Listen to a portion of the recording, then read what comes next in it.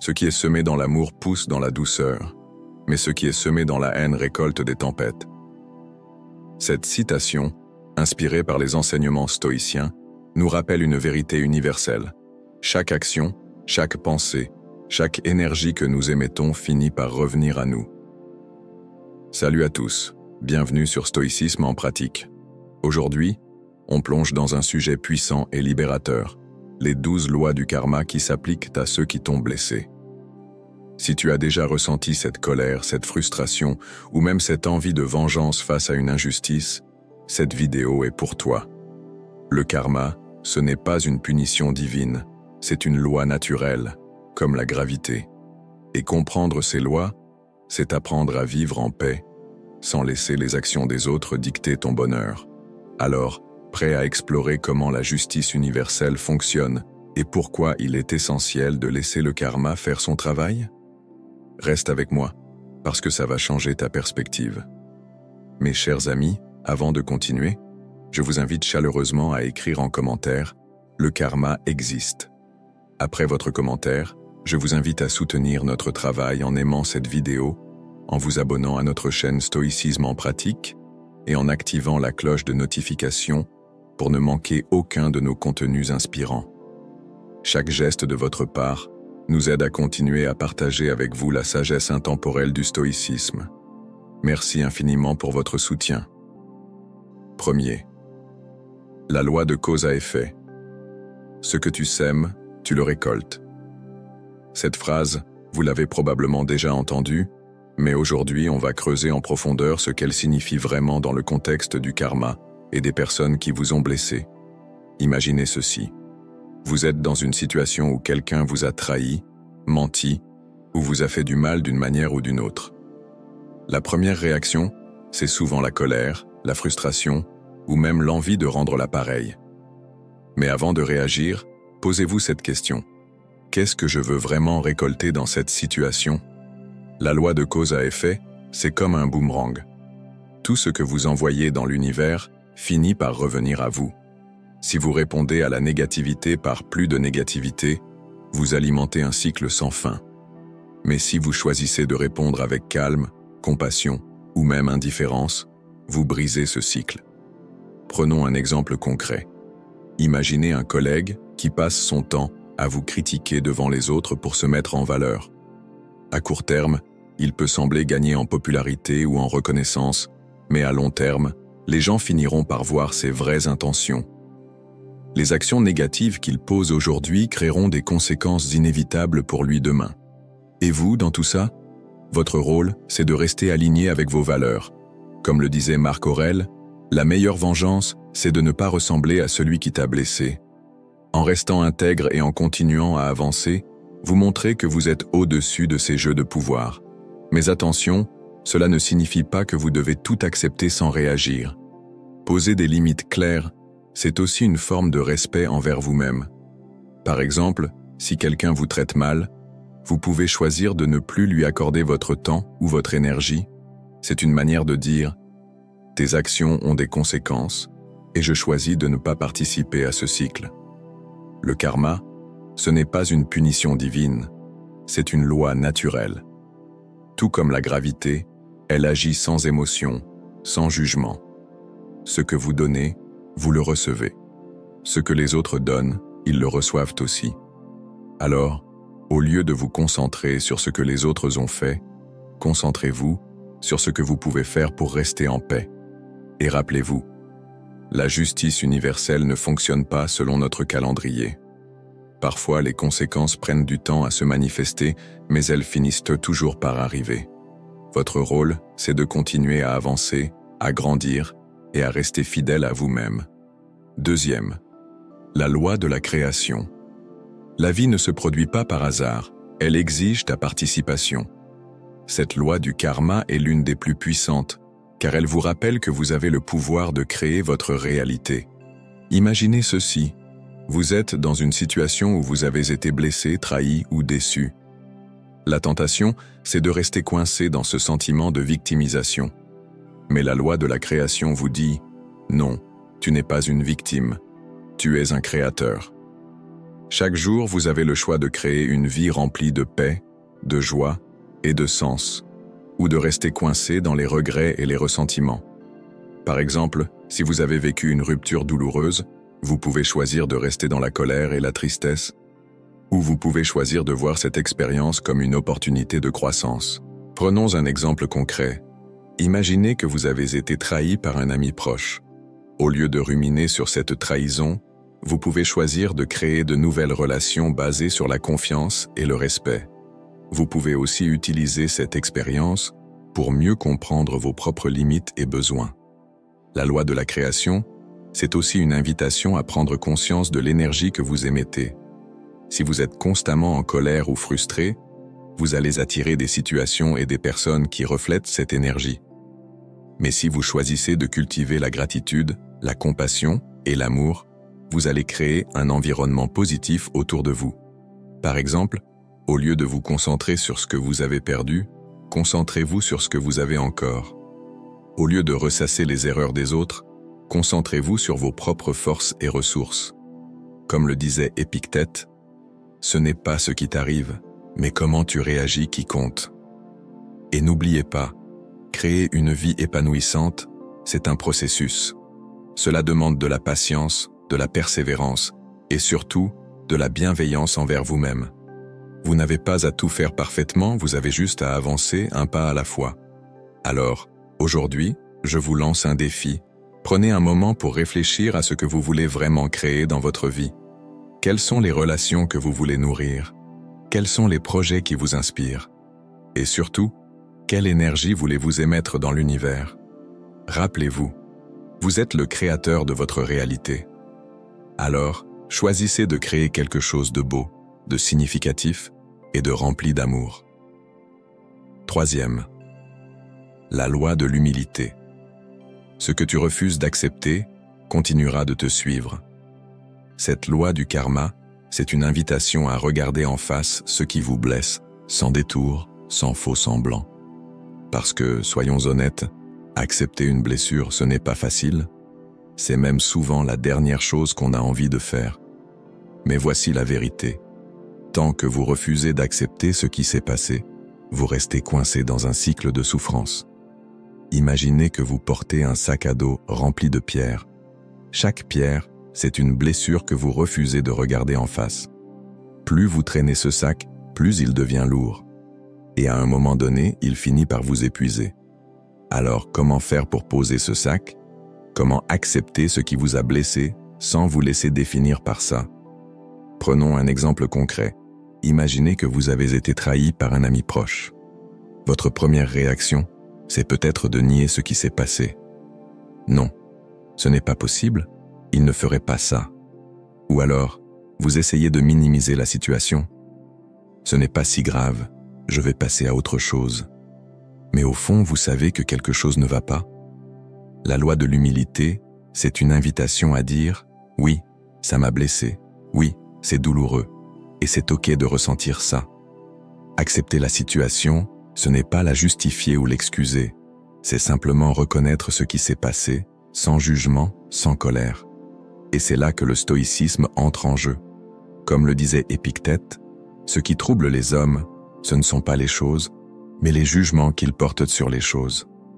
En d'autres termes, ce n'est pas la trahison elle-même qui vous blesse, mais la manière dont vous la percevez. Alors, comment changer cette perception? Commencez par vous poser cette question. Qu'est-ce que cette situation m'apprend sur moi-même?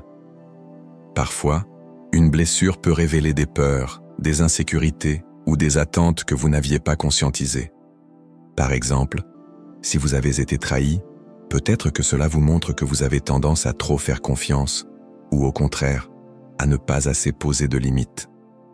En prenant conscience de ça, vous pouvez commencer à travailler sur ces aspects de vous-même. Et rappelez-vous, accepter une blessure, ce n'est pas un signe de faiblesse, c'est un signe de force. C'est une manière de dire « Je reconnais ce qui s'est passé, mais je choisis de ne pas laisser ça me définir. » Alors, aujourd'hui, je vous lance un défi. Prenez un moment pour réfléchir à une blessure que vous avez refusé d'accepter jusqu'à présent. Qu'est-ce que cette situation vous apprend sur vous-même? Et comment pouvez-vous utiliser cette expérience pour grandir? Quatrième, la loi de la croissance. Pour changer ta vie, tu dois d'abord te changer toi-même. Cette loi du karma, c'est une invitation à voir chaque épreuve comme une opportunité de croissance. Parce que, soyons honnêtes, personne n'aime les épreuves. Quand on traverse une période difficile, la dernière chose qu'on a envie de faire, c'est de chercher une leçon. On veut juste que la douleur s'en aille. Mais voici la vérité, les épreuves sont des cadeaux déguisés. Elles vous poussent à sortir de votre zone de confort, à remettre en question vos croyances et à découvrir des forces que vous ne saviez même pas que vous aviez. Prenons un exemple concret. Imaginez que vous avez perdu votre emploi. Au début, c'est un choc. Vous vous sentez perdu, anxieux, peut-être même en colère. Mais avec le temps, vous réalisez que cette situation vous pousse à explorer de nouvelles opportunités, à acquérir de nouvelles compétences et à redéfinir ce que vous voulez vraiment dans la vie. La loi de la croissance, c'est une invitation à dire « Cette épreuve est difficile, mais elle m'apprend quelque chose d'important. » Et c'est là que le stoïcisme entre en jeu. Comme le disait Marc Aurèle, l'obstacle devient la voie. En d'autres termes, ce qui semble être un obstacle est en réalité une opportunité de croissance. Alors, comment transformer une épreuve en opportunité? Commencez par vous poser cette question. Qu'est-ce que cette situation m'apprend sur moi-même? Par exemple, si vous avez vécu une rupture douloureuse, peut-être que cela vous montre que vous avez tendance à négliger vos propres besoins dans une relation. En prenant conscience de ça, vous pouvez commencer à travailler sur ces aspects de vous-même. Et rappelez-vous, la croissance, ce n'est pas un processus linéaire. Il y aura des hauts et des bas, des moments de doute et des moments de clarté. Mais chaque pas que vous faites, aussi petit soit-il, vous rapproche de la meilleure version de vous-même. Alors, aujourd'hui, je vous lance un défi. Prenez un moment pour réfléchir à une épreuve que vous traversez actuellement. Qu'est-ce que cette situation vous apprend sur vous-même? Et comment pouvez-vous utiliser cette expérience pour grandir? Cinquième, la loi de la responsabilité. Ta vie est le reflet de tes choix. Cette loi du karma, c'est une invitation à prendre pleinement la responsabilité de votre vie. Parce que, soyons honnêtes, c'est tellement plus facile de blâmer les autres pour nos problèmes, n'est-ce pas? C'est de sa faute si je suis dans cette situation. C'est à cause de lui que je souffre. Mais voici la vérité. Tant que vous rejetez la faute sur les autres, vous restez coincé dans un rôle de victime. Et être une victime, c'est renoncer à votre pouvoir. La loi de la responsabilité, c'est une invitation à dire « Je suis responsable de ma vie. Je suis responsable de mes choix. Et je suis responsable de la manière dont je réagis face à l'adversité. » Prenons un exemple concret. Imaginez que vous êtes dans une relation toxique. Au début, vous pouvez blâmer l'autre personne pour son comportement. C'est de sa faute si je me sens mal. Mais à un moment donné, vous devez vous poser cette question. Pourquoi est-ce que je reste dans cette situation? C'est là que la responsabilité entre en jeu. Prendre la responsabilité, ce n'est pas se blâmer ou se juger. C'est simplement reconnaître que vous avez le pouvoir de changer votre situation. Et c'est là que le stoïcisme entre en jeu. Comme le disait Épictète, « Ce qui trouble les hommes, ce ne sont pas les choses, mais les jugements qu'ils portent sur les choses. » En d'autres termes, ce n'est pas la situation elle-même qui vous blesse, mais la manière dont vous la percevez. Alors, comment changer cette perception? Commencez par vous poser cette question. Qu'est-ce que cette situation m'apprend sur moi-même? Par exemple, si vous êtes dans une relation toxique, peut-être que cela vous montre que vous avez tendance à négliger vos propres besoins. En prenant conscience de ça, vous pouvez commencer à travailler sur ces aspects de vous-même. Et rappelez-vous, prendre la responsabilité, ce n'est pas un signe de faiblesse, c'est un signe de force. C'est une manière de dire « Je reconnais que j'ai le pouvoir de changer ma vie. » Alors, aujourd'hui, je vous lance un défi. Prenez un moment pour réfléchir à une situation où vous avez tendance à rejeter la faute sur les autres. Qu'est-ce que cette situation vous apprend sur vous-même? Et comment pouvez-vous utiliser cette expérience pour grandir? 6e. La loi de la connexion. Tout dans l'univers est interconnecté. Cette loi du karma, c'est une invitation à prendre conscience de l'impact de vos actions, aussi petites soient-elles. Parce que, soyons honnêtes, on a souvent tendance à sous-estimer l'impact de nos actions. Ce que je fais ne change rien. Personne ne remarque ce que je fais. Mais voici la vérité. Chaque action, chaque pensée, chaque parole a un impact. Même les petites actions peuvent créer des ondes de choc qui se répercutent bien au-delà de ce que vous pouvez imaginer. Prenons un exemple concret. Imaginez que vous êtes dans un magasin et vous voyez quelqu'un qui a l'air perdu.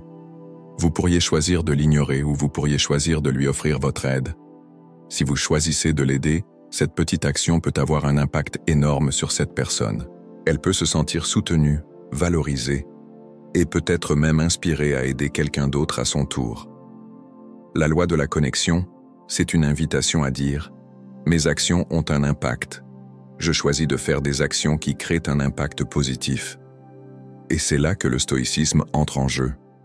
Comme le disait Marc Aurèle, « Ce qui n'est pas utile à l'essaim n'est pas utile à l'abeille. » En d'autres termes, ce qui ne sert pas le bien commun ne vous sert pas non plus.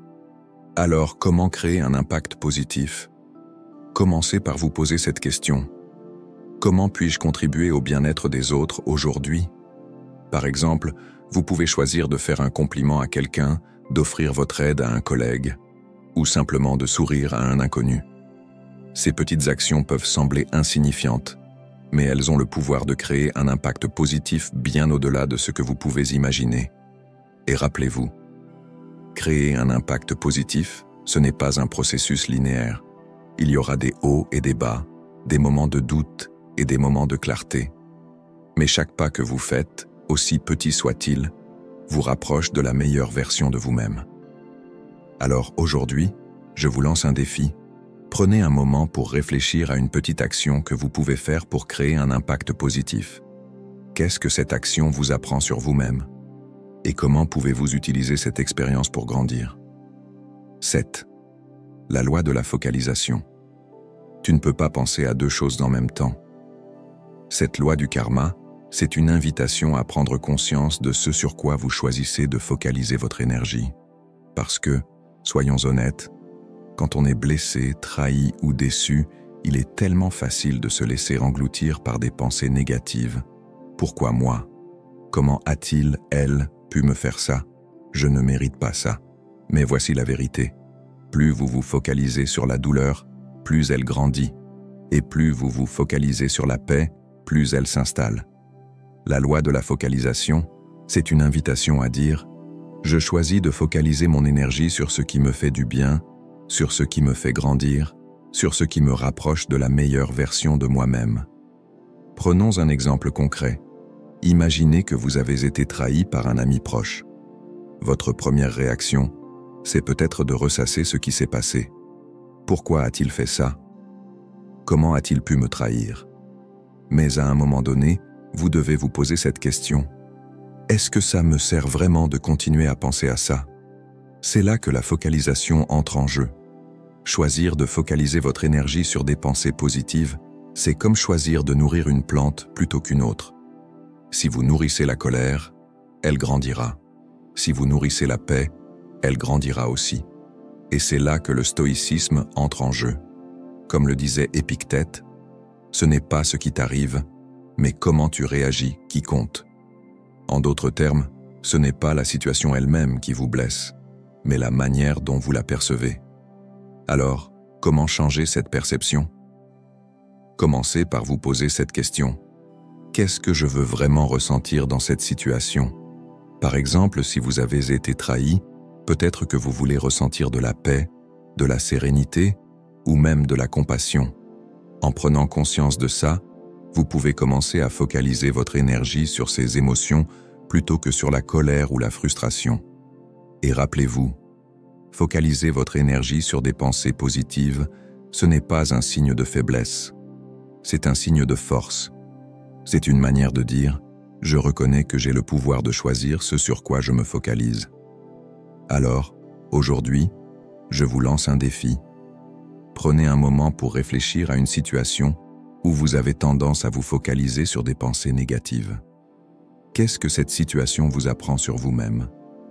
Et comment pouvez-vous utiliser cette expérience pour grandir? 8. La loi du don et de l'hospitalité. Donner sans attendre en retour attire l'abondance. Cette loi du karma, c'est une invitation à cultiver la générosité et l'hospitalité, même envers ceux qui ne le méritent pas. Parce que, soyons honnêtes, quand on est blessé, trahi ou déçu, il est tellement facile de se replier sur soi-même. Je ne veux plus donner, je ne veux plus faire confiance. Mais voici la vérité. Plus vous donnez, plus vous recevez. Et plus vous recevez, plus vous avez à donner. La loi du don et de l'hospitalité, c'est une invitation à dire « Je choisis de donner, non pas parce que les autres le méritent, mais parce que c'est ce qui me fait du bien. » Prenons un exemple concret. Imaginez que vous avez été trahi par un ami proche. Votre première réaction, c'est peut-être de vous replier sur vous-même. Je ne veux plus donner. Je ne veux plus faire confiance. Mais à un moment donné, vous devez vous poser cette question. Est-ce que ça me sert vraiment de continuer à me replier sur moi-même? C'est là que le don et l'hospitalité entrent en jeu. Choisir de donner, c'est comme choisir de nourrir une plante plutôt qu'une autre. Si vous nourrissez la peur, elle grandira. Si vous nourrissez la générosité, elle grandira aussi. Et c'est là que le stoïcisme entre en jeu. Comme le disait Marc Aurèle, « Ce qui n'est pas utile à l'essaim n'est pas utile à l'abeille. » En d'autres termes, ce qui ne sert pas le bien commun ne vous sert pas non plus. Alors, comment cultiver la générosité et l'hospitalité? Commencez par vous poser cette question. Comment puis-je donner aujourd'hui? Par exemple, vous pouvez choisir de faire un compliment à quelqu'un, d'offrir votre aide à un collègue, ou simplement de sourire à un inconnu. Ces petites actions peuvent sembler insignifiantes, mais elles ont le pouvoir de créer un impact positif bien au-delà de ce que vous pouvez imaginer. Et rappelez-vous, cultiver la générosité et l'hospitalité, ce n'est pas un processus linéaire. Il y aura des hauts et des bas, des moments de doute et des moments de clarté. Mais chaque pas que vous faites, aussi petit soit-il, vous rapproche de la meilleure version de vous-même. Alors, aujourd'hui, je vous lance un défi. Prenez un moment pour réfléchir à une petite action que vous pouvez faire pour donner. Qu'est-ce que cette action vous apprend sur vous-même? Et comment pouvez-vous utiliser cette expérience pour grandir? 9. La loi du ici et maintenant. Le passé est derrière toi, le futur est incertain, tout ce que tu as, c'est le présent. Cette loi du karma, c'est une invitation à vivre pleinement dans l'instant présent, parce que, soyons honnêtes, quand on est blessé, trahi ou déçu, il est tellement facile de se perdre dans les regrets du passé ou les peurs du futur. Si seulement j'avais fait ça différemment. Et si ça se reproduit? Mais voici la vérité. Le passé est passé, et le futur n'existe pas encore. Tout ce que vous avez, c'est l'instant présent. La loi du ici et maintenant, c'est une invitation à dire « Je choisis de vivre pleinement dans l'instant présent, parce que c'est là que la vie se passe. » Prenons un exemple concret. Imaginez que vous avez été trahi par un ami proche. Votre première réaction, c'est peut-être de ressasser ce qui s'est passé. Pourquoi a-t-il fait ça? Comment a-t-il pu me trahir? Mais à un moment donné, vous devez vous poser cette question. Est-ce que ça me sert vraiment de continuer à penser à ça? C'est là que le ici et maintenant entre en jeu. Choisir de vivre dans l'instant présent, c'est comme choisir de nourrir une plante plutôt qu'une autre. Si vous nourrissez les regrets, ils grandiront. Si vous nourrissez la paix, elle grandira aussi. Et c'est là que le stoïcisme entre en jeu. Comme le disait Épictète, ce n'est pas ce qui t'arrive, mais comment tu réagis qui compte. En d'autres termes, ce n'est pas la situation elle-même qui vous blesse, mais la manière dont vous la percevez. Alors, comment changer cette perception? Commencez par vous poser cette question. Qu'est-ce que je veux vraiment ressentir dans cette situation? Par exemple, si vous avez été trahi, peut-être que vous voulez ressentir de la paix, de la sérénité ou même de la compassion. En prenant conscience de ça, Vous pouvez commencer à focaliser votre énergie sur ces émotions plutôt que sur la colère ou la frustration. Et rappelez-vous, vivre dans l'instant présent, ce n'est pas un signe de faiblesse, c'est un signe de force. C'est une manière de dire « Je reconnais que j'ai le pouvoir de choisir ce sur quoi je me focalise ». Alors aujourd'hui, je vous lance un défi. Prenez un moment pour réfléchir à une situation où vous avez tendance à vous perdre dans les regrets du passé ou les peurs du futur. Qu'est-ce que cette situation vous apprend sur vous-même? Et comment pouvez-vous utiliser cette expérience pour grandir? 10e. La loi du changement. L'histoire se répète jusqu'à ce que tu en tires les leçons.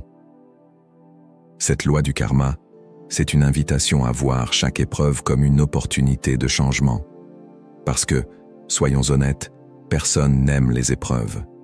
Quand on traverse une période difficile, la dernière chose qu'on a envie de faire, c'est de chercher une leçon. On veut juste que la douleur s'en aille. Mais voici la vérité. Les épreuves sont des cadeaux déguisés. Elles vous poussent à sortir de votre zone de confort, à remettre en question vos croyances et à découvrir des forces que vous ne saviez même pas que vous aviez. Prenons un exemple concret. Imaginez que vous avez perdu votre emploi. Au début, c'est un choc. Vous vous sentez perdu, anxieux, peut-être même en colère. Mais avec le temps, vous réalisez que cette situation vous pousse à explorer de nouvelles opportunités, à acquérir de nouvelles compétences et à redéfinir ce que vous voulez vraiment dans la vie. La loi du changement, c'est une invitation à dire « Cette épreuve est difficile, mais elle m'apprend quelque chose d'important. » Et c'est là que le stoïcisme entre en jeu. Comme le disait Marc Aurèle, l'obstacle devient la voie. En d'autres termes, ce qui semble être un obstacle est en réalité une opportunité de croissance. Alors, comment transformer une épreuve en opportunité? Commencez par vous poser cette question. Qu'est-ce que cette situation m'apprend sur moi-même? Par exemple, si vous avez vécu une rupture douloureuse, peut-être que cela vous montre que vous avez tendance à négliger vos propres besoins dans une relation. En prenant conscience de ça, vous pouvez commencer à travailler sur ces aspects de vous-même. Et rappelez-vous, le changement, ce n'est pas un processus linéaire. Il y aura des hauts et des bas, des moments de doute et des moments de clarté. Mais chaque pas que vous faites, aussi petit soit-il, vous rapproche de la meilleure version de vous-même. Alors, aujourd'hui, je vous lance un défi. Prenez un moment pour réfléchir à une épreuve que vous traversez actuellement. Qu'est-ce que cette situation vous apprend sur vous-même? Et comment pouvez-vous utiliser cette expérience pour grandir? Alors, voilà. Les 12 lois du karma ne sont pas là pour te faire craindre une punition, mais pour te rappeler que tu as le pouvoir de choisir comment tu réagis face à l'adversité. La justice universelle existe, mais elle ne fonctionne pas selon nos termes. Ton rôle, c'est de rester aligné avec tes valeurs, de continuer à avancer et de laisser le karma faire son travail. Comme le disait Sénèque, la vengeance est une confession de douleur. Alors, libère-toi de ce poids. Concentre-toi sur ta croissance, ta paix et ta propre lumière. Si cette vidéo t'a inspiré, like, partage et abonne-toi pour plus de contenu sur le stoïcisme et le développement personnel. Et dans les commentaires, dis-moi, quelle loi du karma résonne le plus avec toi en ce moment? Merci d'avoir regardé et rappelle-toi, la vie est courte, mais les leçons sont éternelles. À bientôt sur Stoïcisme en pratique.